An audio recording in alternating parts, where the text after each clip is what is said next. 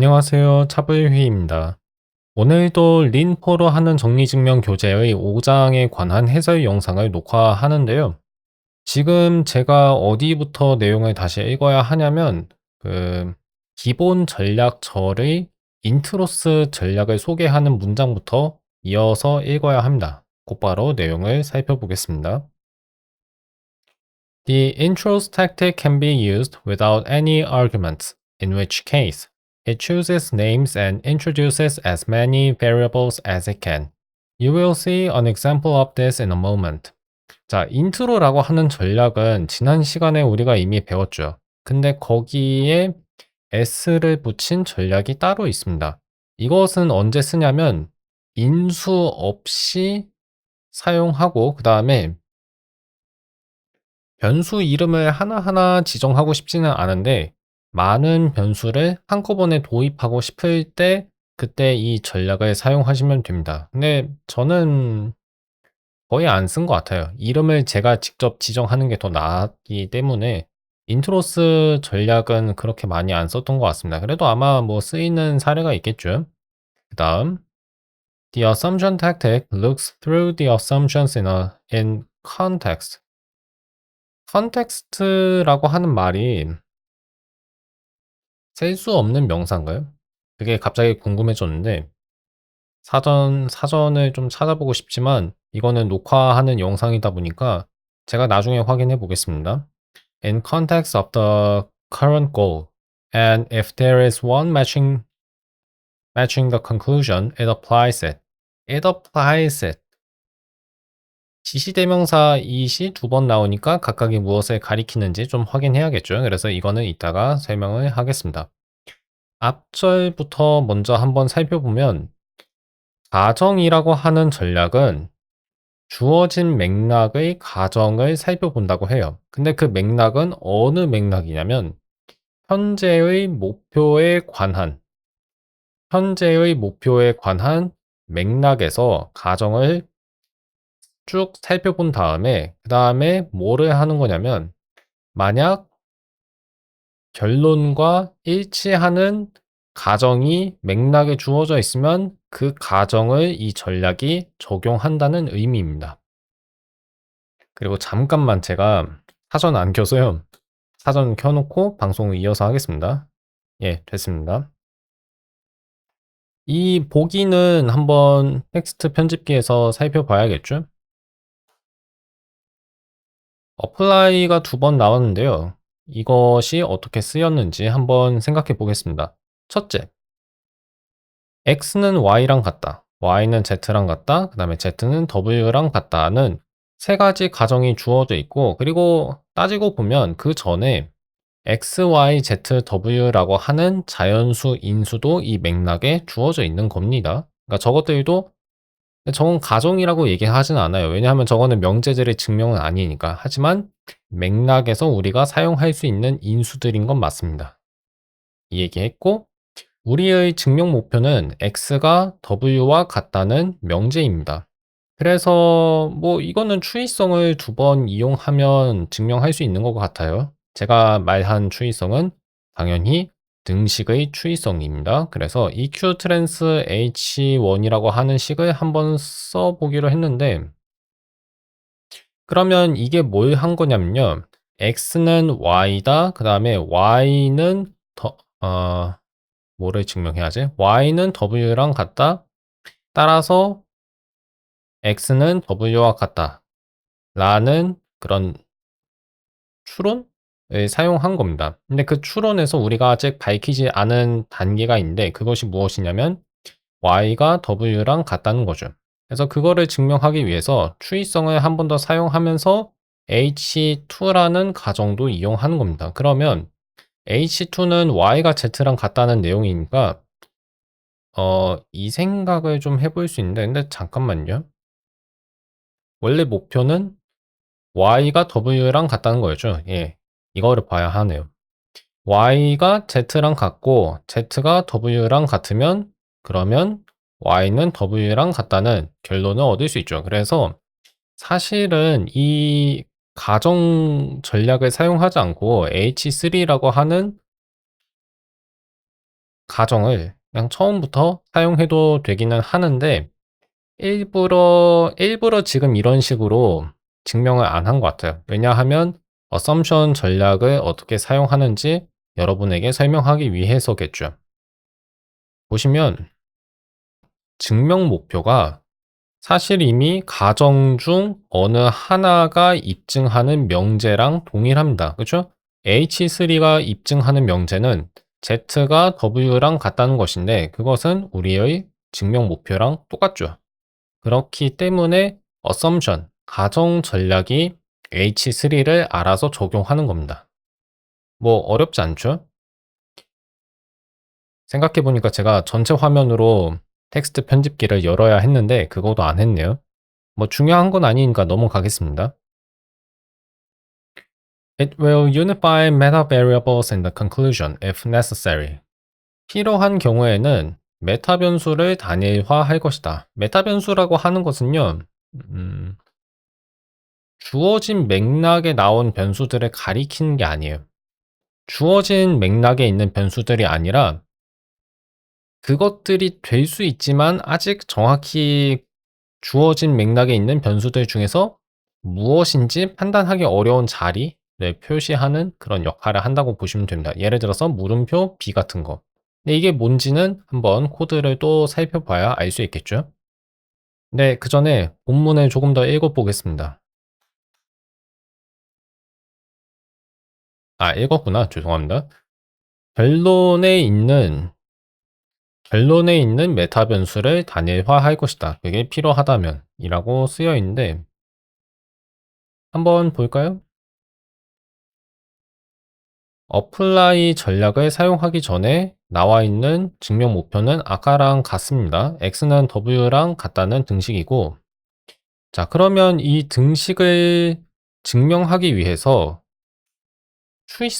추이성을 적용해 볼 건데 추이성을 이 증명 목표에 적용하는 거예요. 근데 그러면 어떤 결과가 일어나냐면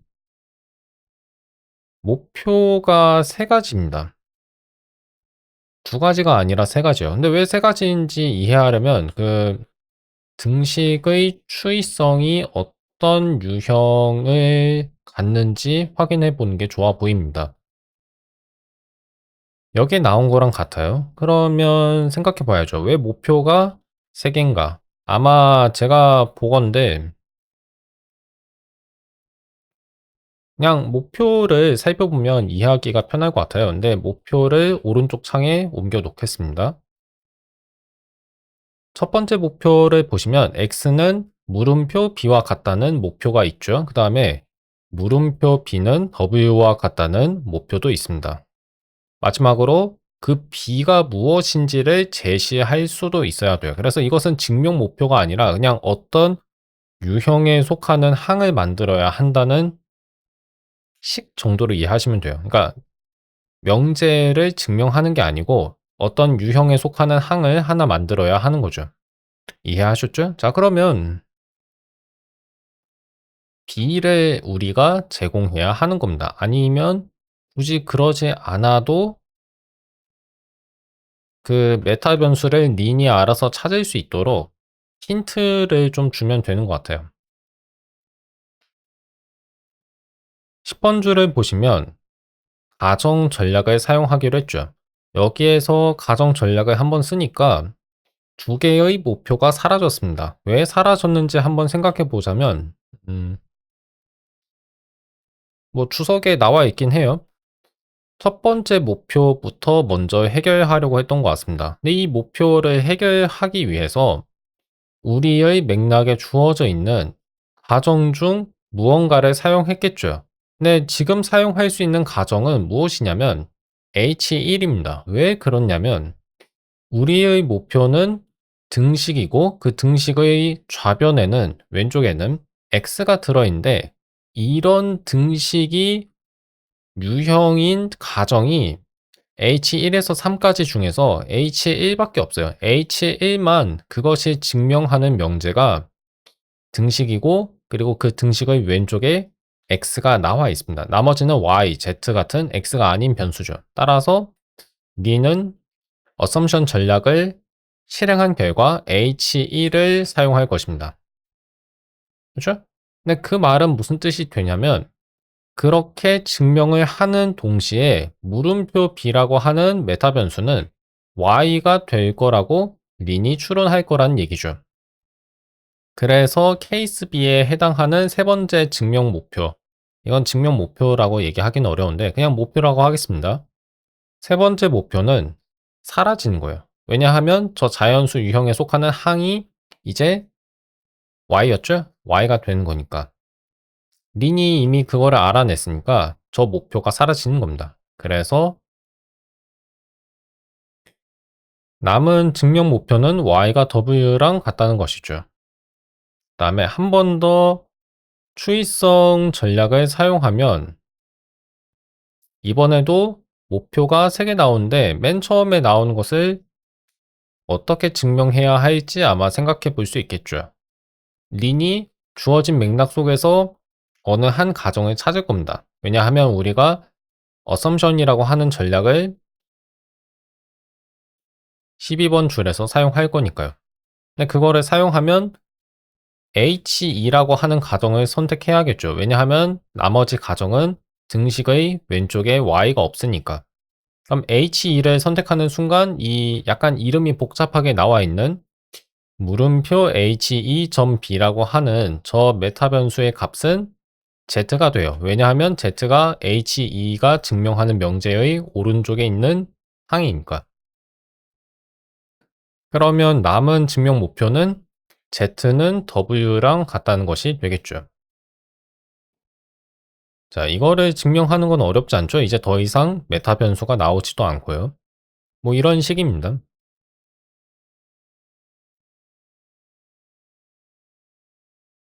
The following example uses the introduce command to introduce the three variables and two hypotheses automatically.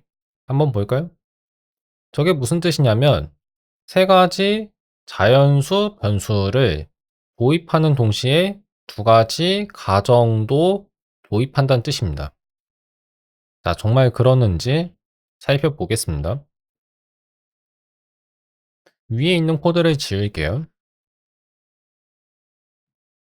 인트로스 전략을 실행한 결과 오른쪽 목표를 보시면 제 텍스트 편집기에서는 회색 글씨로 변수 이름들이 정해졌습니다. 근데 저는 이게 전혀 마음에 들지 않아요. 보세요. A2가 나와 있고, 그 다음에 B가 있고, C가 있죠. 그리고 A1이 있고, A2 있고, 마지막으로 A가 있습니다. 이게 보기 좋나요? 전 전혀, 전혀 이게 마음에 안 들어요. 그래서 인트로스 전략을 저는 잘 안 씁니다. 네, 일단 여기에서는 설명을 위한 거니까 그대로 한번 저 변수 이름들을 참고 그냥 사용해 볼게요. 등식의 추이성을 한 번 더 사용하겠습니다. 이 증명에선 처음 사용하는 거죠. 아까 썼지만. 그러면 목표가 3개고 지금 보시면 apply assumption이라고 나와 있는데 이 줄들은 각각 세부 목표를 증명하는 한 줄짜리 부분 증명이에요. 그래서 저는 이것들을 그 앞에 글머리표를 써서 표시하고 싶은데 실수로 글자를 지워버렸네요. 잠깐만요. 예. 근데 보니까 빈칸이 2개 들어가 있네요. 안 되나? 잠깐만요.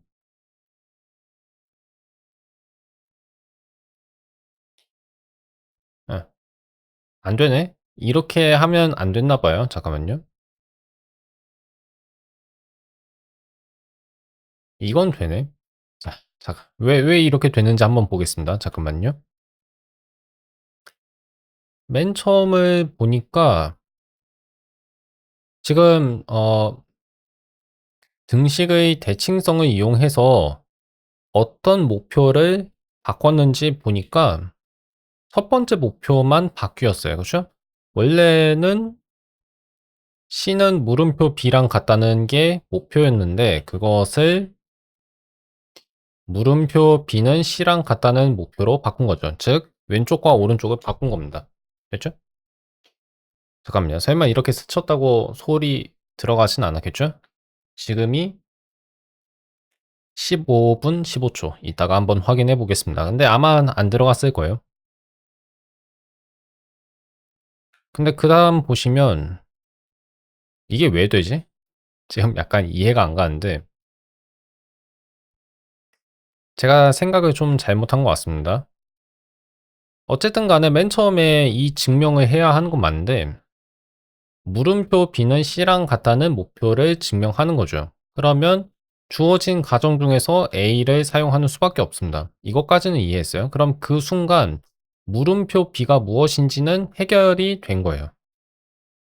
그래서 여기에선 구조화된 증명을 사용하지 않는 게 낫구나 하는 걸 깨달았습니다. 그러니까 여러 개의 목표를 동시에 다 보는 게 낫네요. 그러면 증명을 원상태로 바꾸겠습니다. 그러니까 제가 글머리표를 썼는데 써도 되기는 했지만 별로 좋진 않았어요. 예. 그래서 그냥 안 쓰겠습니다. 가정을 이용하면 이게 무슨 일을 한 거냐면요. 맨 첫 번째 증명 목표만 먼저 푼 거예요. 근데 그걸 푸는 과정에서 물음표 B가 A2가 된다는 것을 알았기 때문에 사실상 세 번째 증명 목표도 달성한 겁니다. 세 번째는 증명 목표가 아니라 구성 목표라고 얘기할 수 있겠죠. 자연수 유형에 속하는 어떤 변수, 어떤 값을 제시해야 하는데 그 물음표 B에 해당하는 값을 우리가 찾아야 했거든요. 근데 찾았잖아요. A2였죠. 그래서 A2가 B랑 같다는 증명을 이제 해야 하는 거죠. 근데 그것은 A1을 이용해서 할 수 있으니까 가정 전략을 한 번 더 쓰면 끝나는 거고. 됐죠? Note that names automatically generated by Lin are inaccessible by default. 이게 무슨 뜻이냐면요. 자동으로 생성된 이름들은 우리가 린 코드에서 직접 언급할 수 없다는 거예요. 원칙적으로는 그래요. 왜 그렇게 쓸까는 좀 생각해 보면, 자, 어차피 뒤에 있네요. 볼 거예요. 자, 뒤에 나와 있으니까 이 내용을 한번 보겠습니다. The motivation is to ensure your tactic proofs do not rely on automatically generated names. 뭐 이건 너무 당연한 얘기죠. 우리가 작성한 전략 증명들이 자동으로 생성된 이름에 의존하지 않게 만들기 위함이다 라는 얘기고, 그 다음에 and are consequently more robust. robust였나요? robust였나요? 잠깐만요. 버에서 강세를 붙였죠? 예. more robust.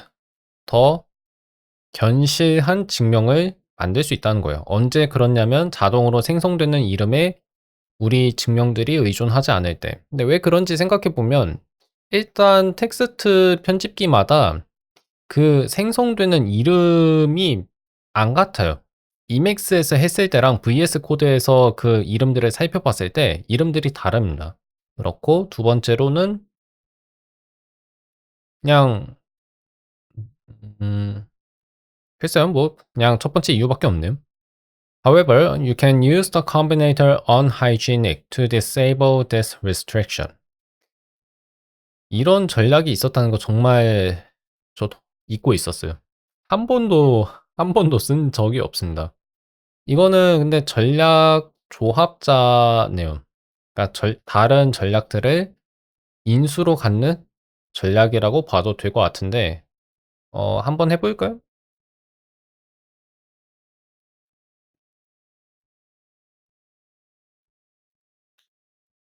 자, 이렇게 나와 있죠?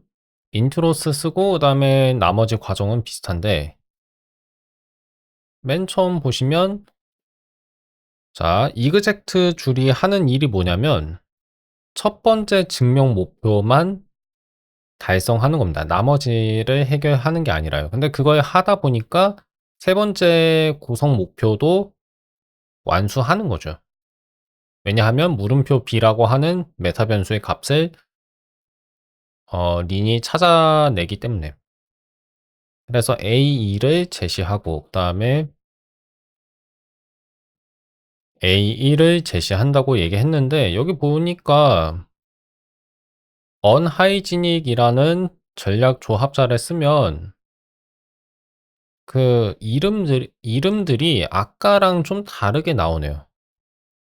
그죠? 아까는 숫자가 달려 있었는데 이번에는 여기에도 숫자가 첨부가 돼 있기는 하지만 그 유니코드 숫자는 아닙니다. 밑줄표가 있고 그 다음에는 작은 글자가 아니라 위 첨자나 아래 첨자가 아니라 그냥 보통 크기의 숫자가 나와 있죠. 그런 식으로 이름이 나와 있기 때문에 제가 추측해 보자면 아마 VS 코드에서도 이 변수 이름들은 바뀌지 않을 겁니다. 근데 정말 그런지 아닌지 한번 확인은 해보고 싶은데 VS 코드는 방송용으로 제가 설정을 해놓지는 않아서 뭐 글씨 크기 확대하는 등의 작업은 안 해놔서 그냥 넘어가겠습니다. You can also use the rename I tactic to rename the most recent inaccessible names in your context. 왜 I라는 그 접미사가 들어있는지는 모르겠는데 아마 역순서로 아니면 접근 불가능한 이름을 다시 짓, 짓는다는 의미이기 때문에 I를 붙인 거일 수도 있겠다고 생각해요. 근데 어쨌든 간에 rename I라고 하는 전략이 있습니다. 이것이 하는 일은 뭐냐면 주어진 맥락에서 가장 최근에 도입된 접근 불가능한 이름들을 다시 새로 짓는 역할을 해요.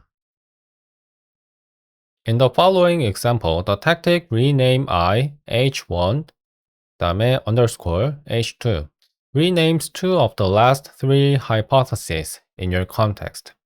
자, 한번 보겠습니다.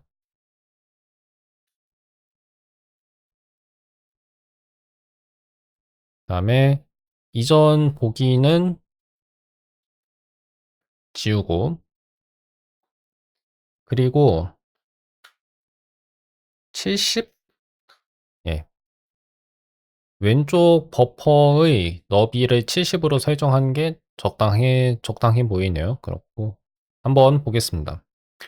인트로스 전략을 이용하면 이름들이 이렇게 지어져요. 근데 이때 rename I h1 밑줄 그다음에 h2 라는 명령을 실행하면 어떻게 되냐면 근데 h1이랑 h2 중에서 무엇이 h1이 될지 약간 헷갈리는데 아마 h1이 A2에 해당할 거고요.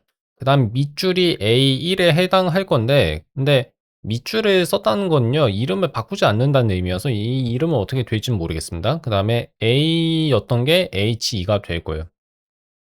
맞죠? 예, 맞네요. 이거 틀렸으면 약간 좀 민망했을 텐데 다행입니다. H1이 위에 있죠. 근데 이게 무슨 뜻이냐면 H2가 더 최근에 바뀐 이름이라고 생각하실 수 있다는 거예요. 그게 무슨 뜻이냐면요. 자, rename I를 한번 해보겠습니다. 그러면 H1이 A1에 들어간 게 아니고요. 아까 H2가 있었던 자리로 갑니다. 이게 왜 이렇게 됐는지 생각해 보자면 아래에 있는 아래에 있는 변수 이름이 가장 최근이라고 생각해서 그런 것 같아요. 그러니까 가장 위에 있는 것이 제일 오래된 변수인 거죠. 그래서 최신 변수 이름부터 고쳐야 하니까 맨 아래에 있는 것부터 고치는 겁니다. H1, 그 다음에 H2라고 한번 써보면 이제 H1이 그 앞으로 밀려나가고 가장 최신인 변수 이름이 H2가 됐죠. H3 쓰면 이제 H1이 또 뒤로 밀려나고 H2도 한 칸 밀려났죠. H3이 이제 새로운 최신 변수 이름입니다. 이런 식으로 정해지는 거예요. 근데 가끔은 어떤 변수 이름은 일부러 지정하고 싶지가 않을 수 있어요. 그럴 때는 아까 썼던 것처럼 밑줄을 치시면 됩니다. 그리고 이것도 되는지 한번 확인해 볼게요.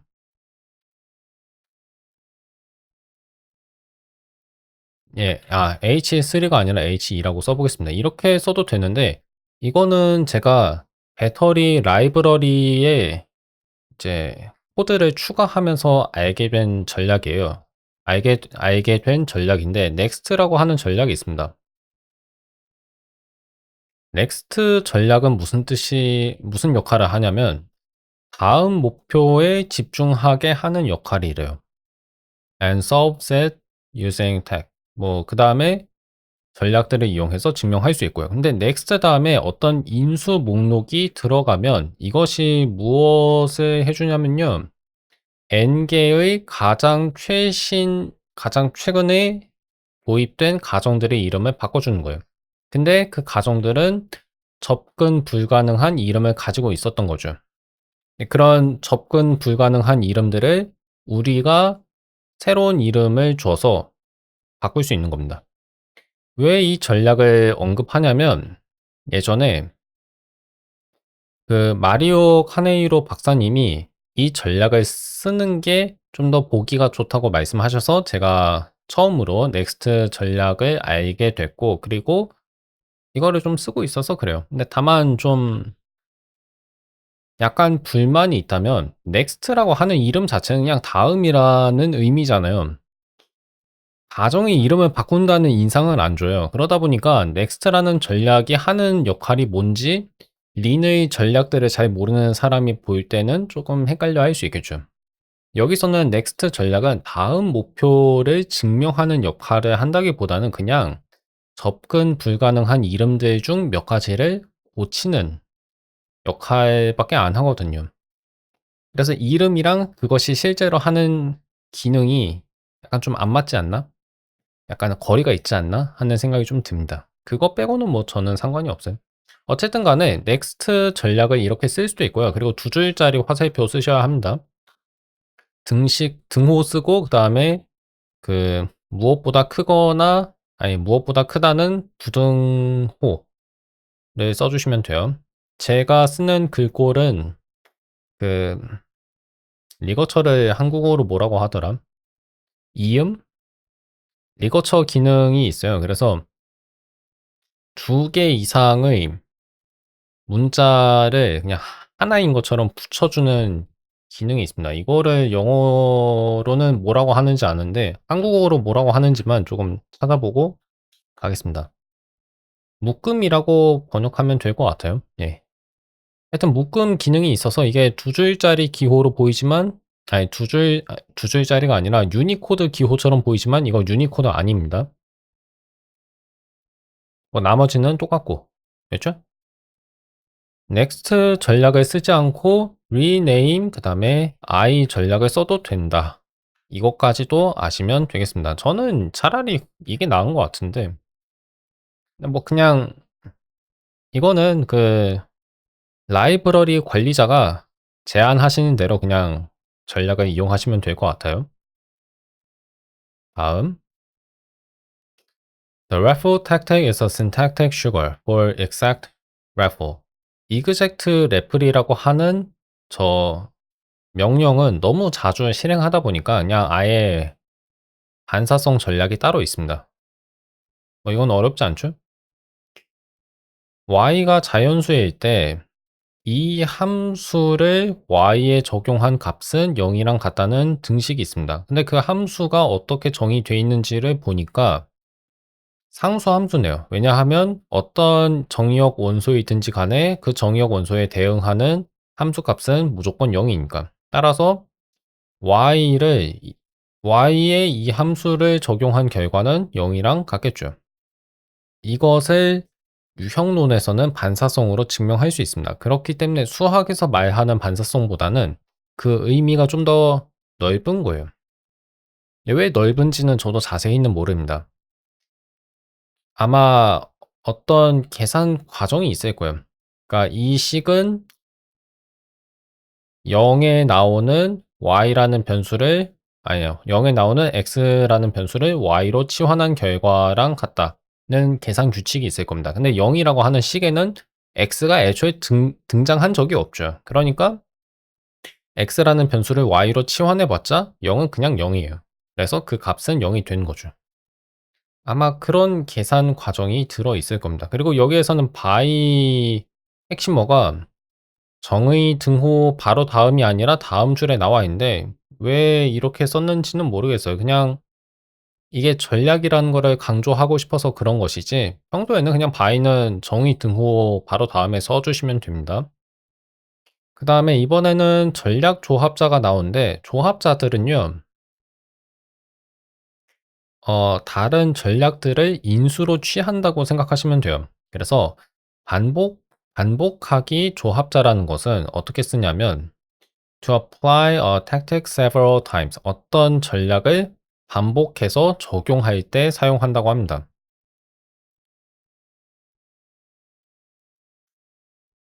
자, 한번 볼게요. 목표가 세 가지죠. 두 가지, 맨 처음이랑 두 번째 나오는 것은 증명 목표이고 세 번째는 구성 목표죠. 구성 목표라고 하는 말은 그냥 제가 지어낸 거예요. 근데 각각의 목표를 달성하기 위해서 그냥 하나하나 가정 전략을 반복해서 사용하라고 지시할 수 있어요. repeat 쓰시고 그 다음에 전략을 쓰시면 됩니다. 그러면 그냥 바로 끝이 나죠. 전략 조합자가 편리하긴 한데요. 근데 처음부터 조합자를 어떻게 쓸지 알기는 좀 어려울 것 같아요. 그래서 저는 이런 것도 제안합니다. 조합자를 쓰기 전에 각각의 증명 목표를 하나씩 달성하고 그 다음에 그 증명을 좀 더 간단하게 만들 때 리피트 같은 조합자를 어떻게 쓸지 한번 궁리해 보시는 게 더 증명을 작성하기 용이할 거라고 생각해요. 그게 더 쉬울 겁니다. 뭐 아님 말고요. 그다음에 another tactic that is sometimes useful is the revert tactic. 되돌리기 전략이라는 것도 있어요. 잘 안 쓰는데 한번 볼까요? 어, 도입하기의 결과를 되돌리는 역할을 합니다. 자,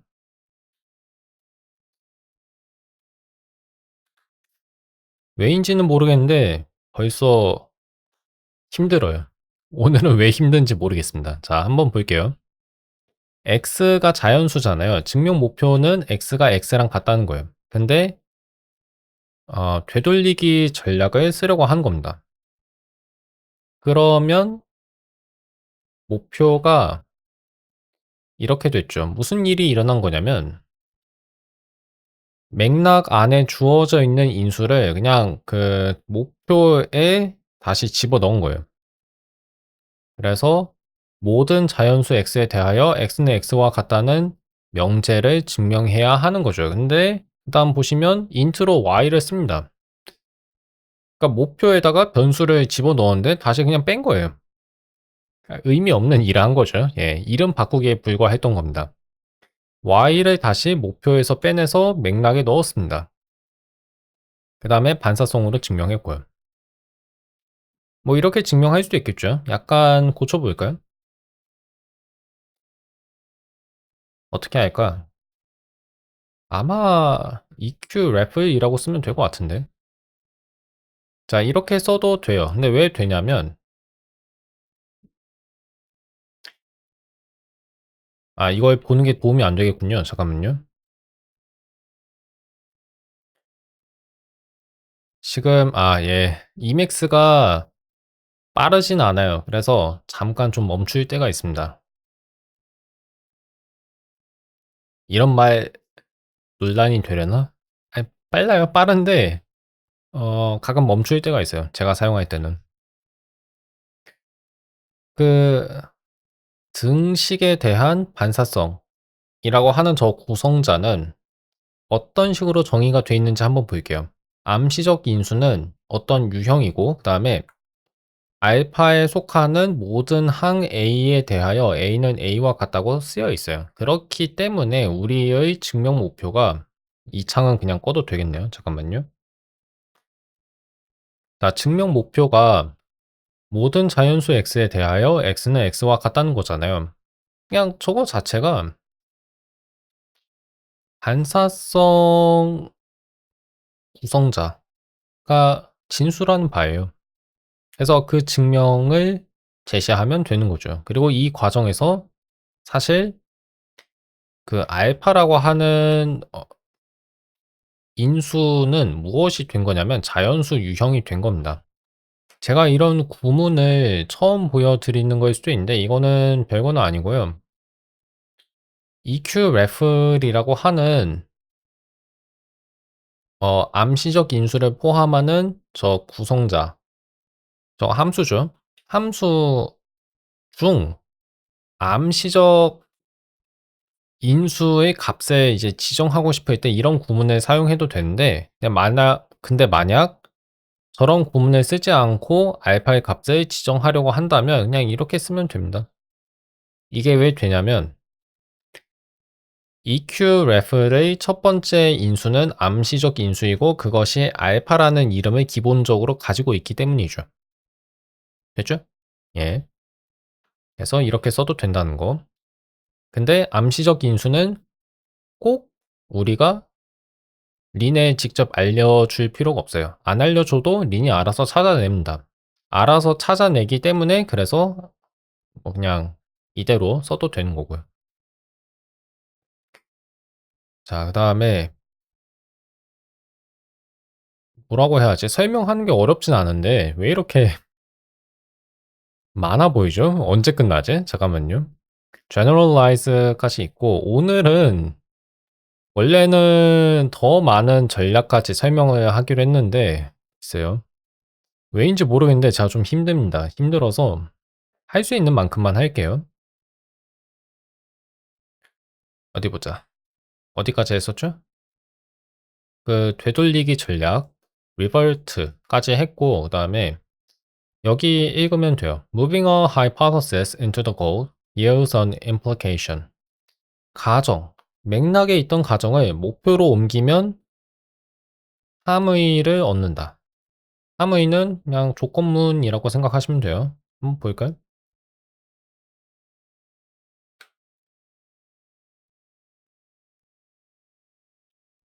자, 여기에서 맥락 보시면 x, y라고 하는 자연수 인수가 주어져 있고 그 다음에 x랑 y가 같다는 가정이 있어요. 근데 h를 다시 되돌리고 다시 원래 자리에 놓고 싶은 겁니다. 원래 자리가 어디냐면 목표, 증명 목표에 넣으려고 하는 거죠. 그래서 맥락에는 이제 자연수 인수 두 가지밖에 안 남았고 x가 y랑 같으면 y는 x랑 같다는 조건문이 이제 우리의 목표가 된 겁니다. 이때 왜 또 도입을 하나요? 이게 전 좀 이해가 안 가는데 그냥 다시 가동을 맥락에 넣었어요. 그러면 아까는 h였던 게 h1이라고 하는 이름을 가졌을 뿐인 거죠. 좀 이해가 안 가지만 그다음에 등식의 대칭성을 적용해서 두 항의 위치를 바꿨죠. 마이크 치지 않고 손을 움직였습니다. 그다음에 가정을 쓰면 증명이 끝나죠. 여기까지는 좋은데 이제 제가 한번 코드를 좀 수정해 보겠습니다. 어떻게 해 보일 수 있을까? 그냥 이렇게 해도 돼요. 네, 왜 이게 되는지 한번 생각해 볼게요.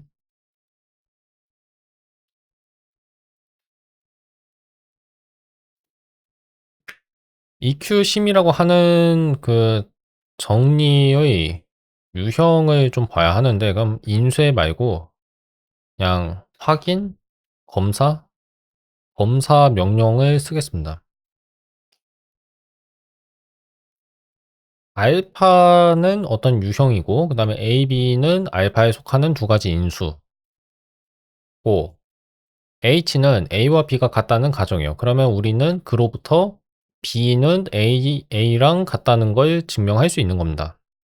A랑 B가 같으니까 두 항의 위치를 바꾼 등식도 증명할 수 있는 거죠. 자, 그러면 이것을 3번 줄의 목표에 적용했을 때 무슨 일이 일어난 건지 한번 생각해 보겠습니다. 우선 이 유형을 함수 유형으로 이해할 수 있다는 점 기억해 주시면 좋겠는데, 이거 어떻게 썼더라? 예. at 기호를 쓰면 이제 함수 유형을 볼 수 있어요. 그러니까 앞에서 본 유형이랑 지금 나온 거랑 차이가 없습니다.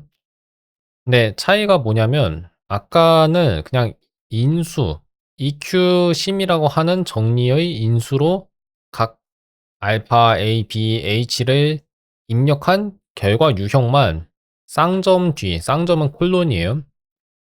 콜론 뒤에 제시했는데 이제 저 인수들의 유형도 쌍점 오른쪽으로 보내고 싶었었던 거예요. 제가 그러고 싶어서 at 기호를 EQ심 앞에 쓴 겁니다.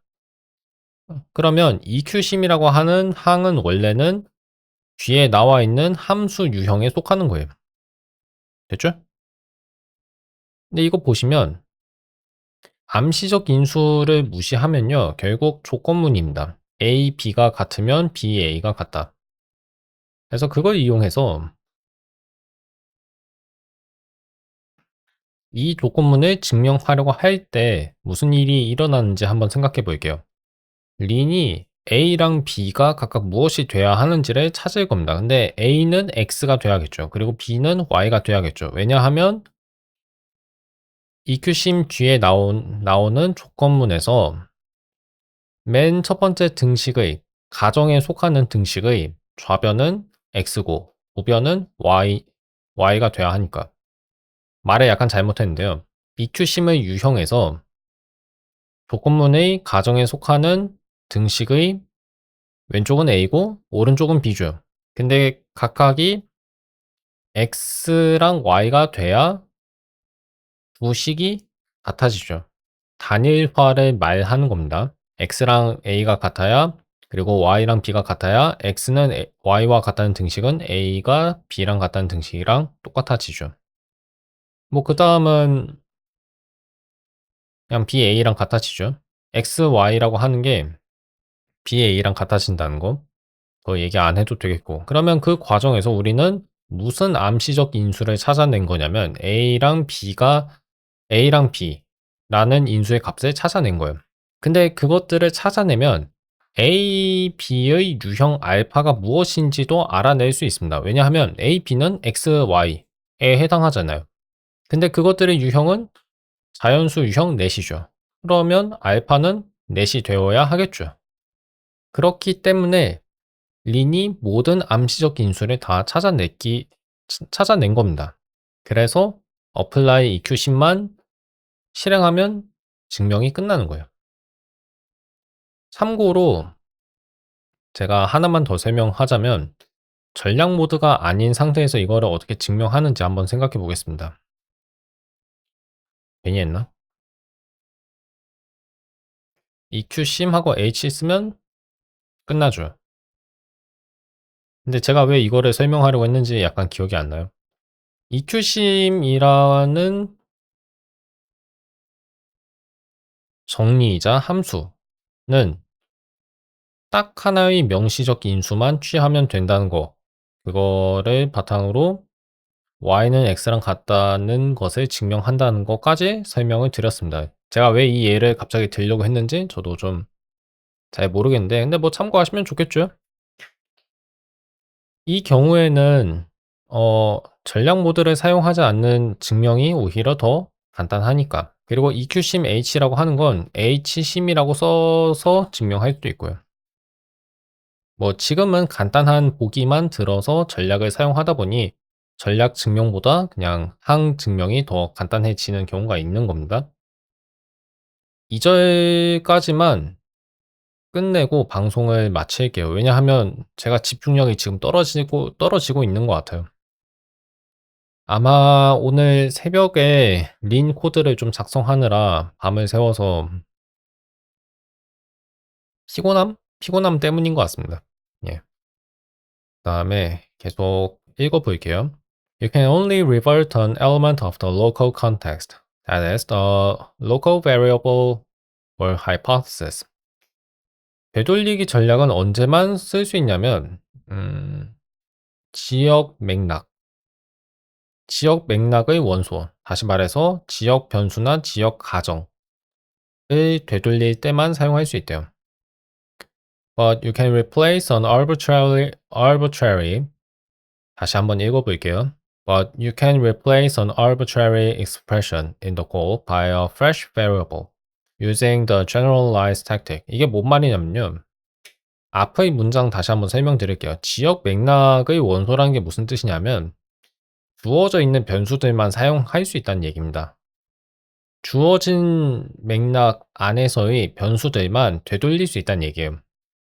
하지만 일반화 전략에서는 주어진 맥락에는 등장한 적이 없는 새로운 변수를 도입할 수 있다는 얘기입니다. 도입? 도입이란 말이 가능한지 모르겠는데 임의의 식을 새로운 변수로 대체할 수 있다는 뜻이었어요. 자, 한번 볼까요? Generalize 전략은 제가 자연수 게임의 어느 한 문제를 풀 때만 사용한 것 같습니다. 거의 안 썼어요.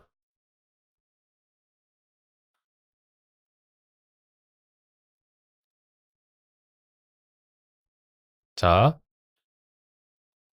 3은 3이랑 같다는 걸 증명하기 위해서 3을 x로 바꿉니다. 정말 의미 없죠. 그럴 필요가 없습니다. 하지만 일반화 전략을 어떻게 사용하는지 알기 위해서 이걸 한번 살펴봐야 하는 거예요.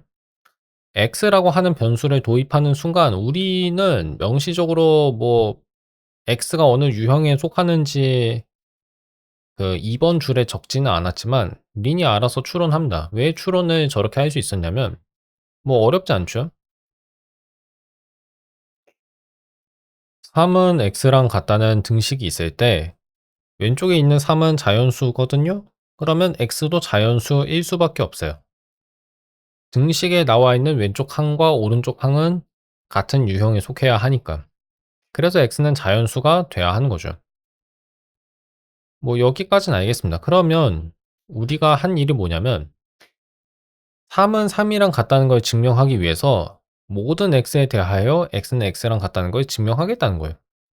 근데 그게 되는 이유가 뭐냐면 모든 x에 대하여 x는 x랑 같다면 그리고 x는 여기에서 자연수입니다. 모든 자연수 x에 대해 x가 x랑 같다면 그럼 3인 경우에도 그게 성립하겠죠. 그러면 3은 3이랑 같다는 결론을 얻을 수 있죠. 그러면 우리가 이제 증명해야 하는 거는 자, 되돌리기 전략을 사용해서 확인해 보자면 여기에 나와 있는 명제입니다. 모든 자연수 x에 대해 x는 x와 같다. 그리고 뭐 이 과정은 할 필요가 없고요.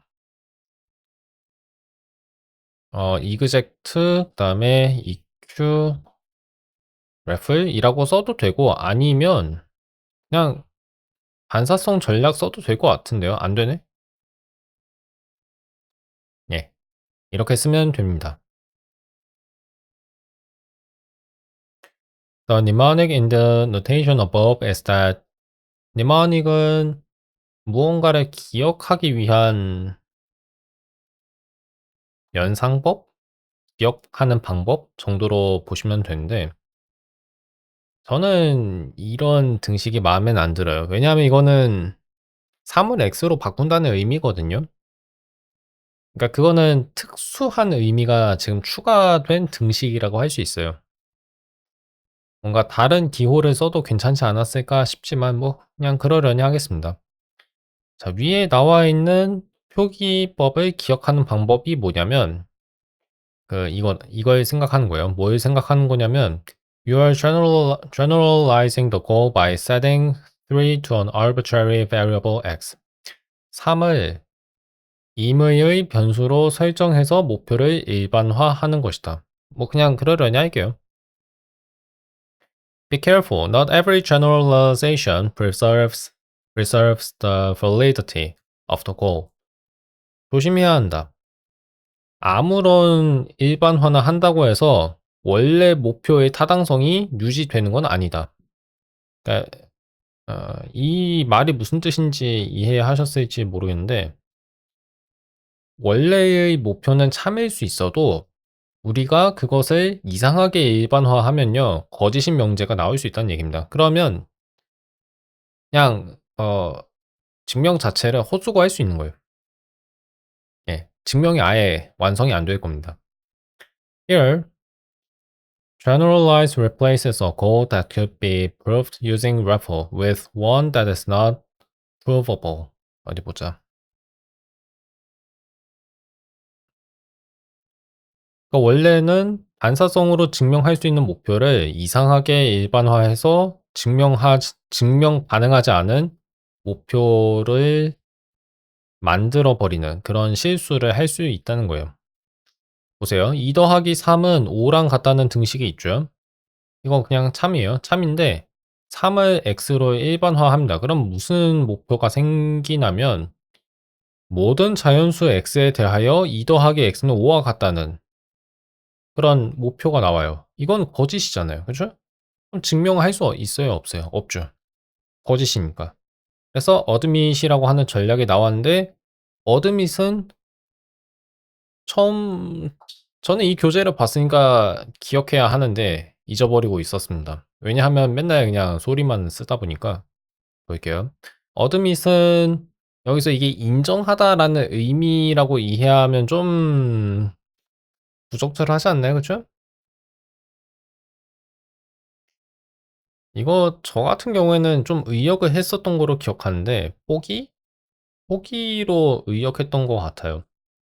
저게 로크 증명 보조기에서도 비슷한 전략의 이름이에요. 근데 거기에서는 어드미티드라고 하는 이제 PP 과거 분사형 형용사를 사용하는데 그 의미를 한번 찾아보겠습니다. 이거는 잠깐만요. 파일을 보고 있는데 예, 찾았어요.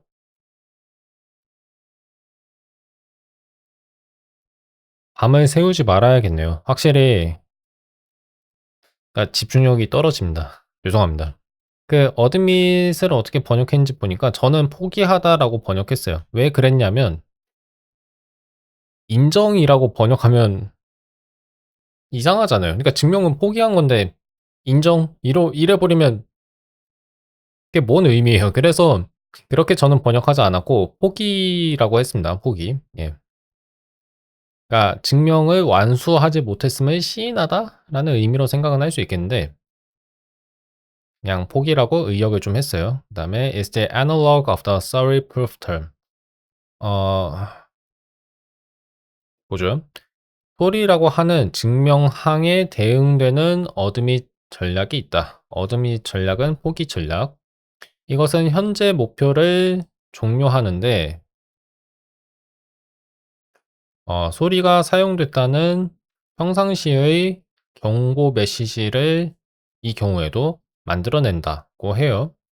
To preserve the validity of the previous goal, 이전 목표의 타당성을 보존하려면 the generalized tactic allows us to record 하려면이 아니라 하기 위해 그 일반화 전략은 무엇을 하냐면 3 has been replaced by x 라는 사실을 우리가 기록할 수 있게 해준대요. 근데 그게 무슨 의미인지 한번 봐야겠네요. All you need to do is to provide a label. 아까는 H 쌍점을 쓰지 않았는데 그런 이름표를 달라는 의미인 것 같습니다. And generalize uses as to store the assignment in the local context. 자, 우리가 그런 이름표를 린에 제공하면 이 전략이 무슨 일을 하냐면요. 그 가정을 이용해서 store the assignment in the local context. 한번 볼게요. 아마 3은 x랑 같다는 가정을 추가할 겁니다.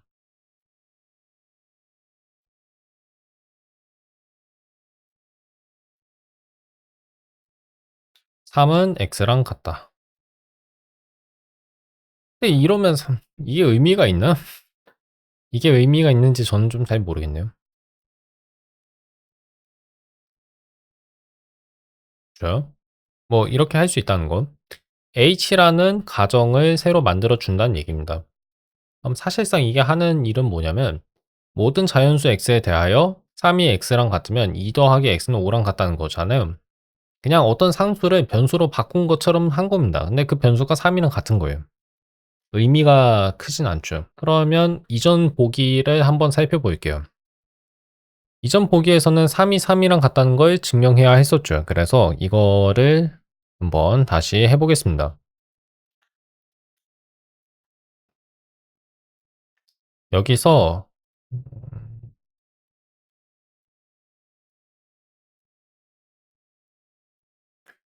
H라는 가정 이름표를 한번 일반화 전략에 제공해 볼게요. 그러면 뭐 상관이 없나? 뭐가 문제인지 아세요? 이렇게 쓸 경우에는 리버트를 쓴 결과 그다음에 어드밋도 한번 써 볼까요? 여기 보시면 어드밋이 지금 작동이 안 되죠? 이것도 안 되네. 아마 되돌리기 전략 다음에는 인수 이름을 꼭 써줘야 하는 것 같습니다. 그러면 뭐 다 써볼까요? XH라고 할 수 있나? 근데 아래 보니까 어드밋은 그냥 소리라고 하는 전략의 동의어래요. 왜 굳이 저런 동의어를 만들었는지 모르겠는데 그냥 뭐 그러려니 하겠습니다.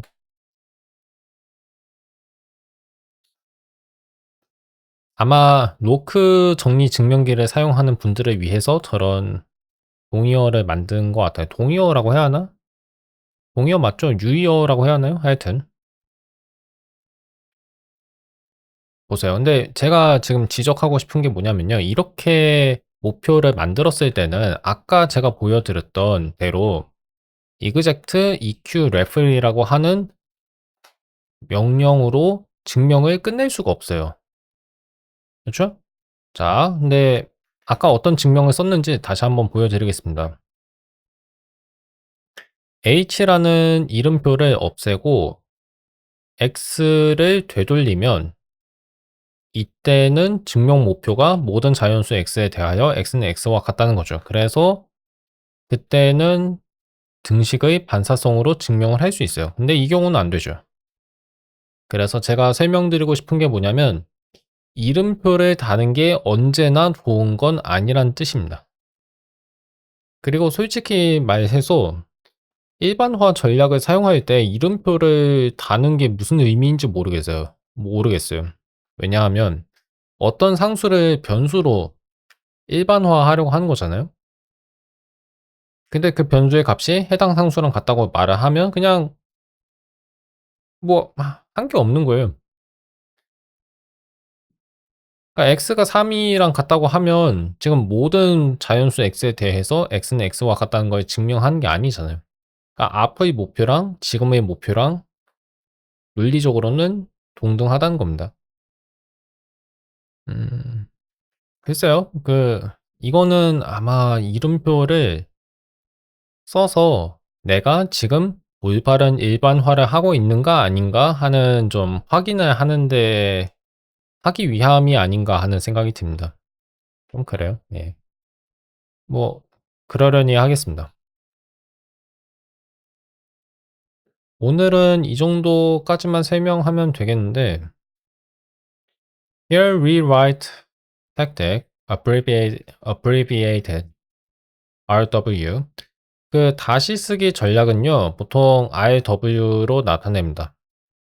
이게 너무 기니까 그냥 RW라고 써요. 그 다음에 이 다시 쓰기 전략은 H를 이용해서 X를 3으로 다시 바꿨다. 그러니까 3을 X로 바꿨는데 X를 3으로 바꿨어요. 그럼 한 게 없죠. 다시 쓰기 전략은 아래에서 다룰 것이다. 오늘은 여기까지 하겠습니다. 1시간이 됐기도 했고요. 다음 시간에 더 많은 전략에 대한 내용을 다루겠습니다. 거기에서는 케이시스 배우고 그다음에 매치 전략도 있고 또 뭐도 있지? 그다음에 저번에도 얘기했지만 전략 조합자 중에서 이런 각 괄호로 감싼 쌍반점 세미콜론이 있어요. 이거는 잠깐만요. 이거 좀 볼까? 택틱 첫 번째 전략에 의해 만들어진 여러 증명들에 대해서 일괄적으로 두 번째 전략을 각각 적용하게 하는 조합자입니다. 이거는 저는 좀 썼어요. 꽤 썼습니다. 그렇고 뭐 나머지도 이제 배우겠죠. 이번 장은 그래서 이 전략들의 역할을 배우는 게 주요 내용이다 보니까 어렵지는 않은데 좀 이제 새로운 언어를 배우느라 약간 좀 지루할 수 있다는 생각이 들어요. 그래도 조금만 참아 주시면 감사하겠습니다.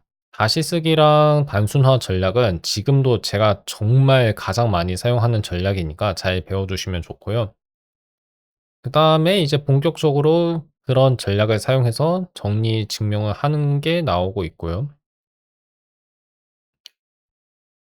그러니까 예, 배워야 하는 전략이 많습니다. 네, 그것만 조금 더 해 주시면 이제 본격적으로 더 많은 정리를 증명하실 수 있어요. 오늘 영상 녹화는 여기까지 하고 다음 시간에 또 뵙겠습니다. 더 많은 전략처를 다음 시간에 이어서 읽을게요. 감사합니다.